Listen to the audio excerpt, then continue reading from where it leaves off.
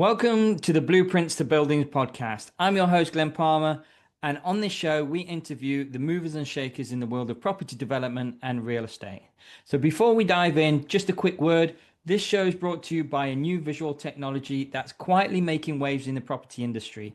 Developers are using it to cutting edge design costs and accelerate off-plan sales in a way that almost sounds good to be true.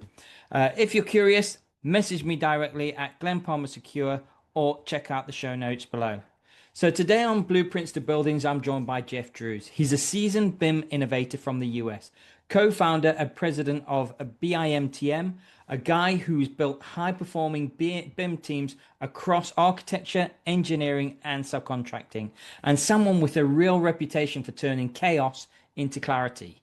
Jeff, welcome to the show, my good man. Thanks for joining me, and shall we crack on? Sounds good. Thanks for having me. You're more than welcome. Absolutely.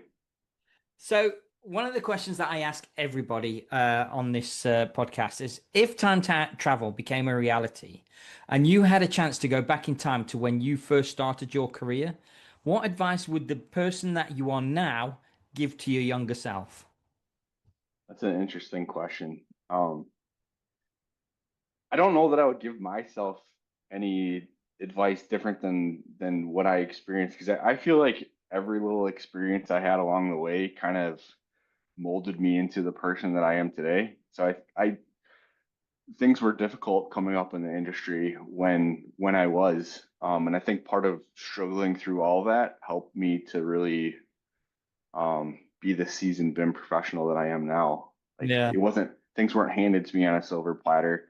If there was one piece of advice, I would say just communication is more important than the software. So keep that in mind, and be open to hearing others' perspectives.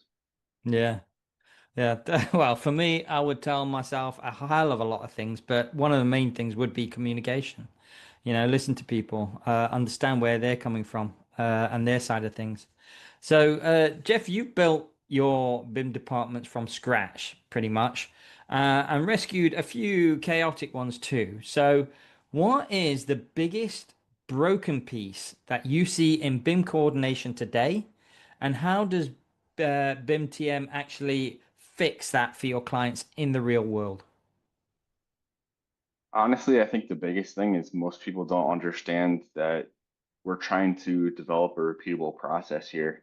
So they just kind of throw stuff at the wall and see what sticks and don't necessarily have a well-defined process. But as soon as you start defining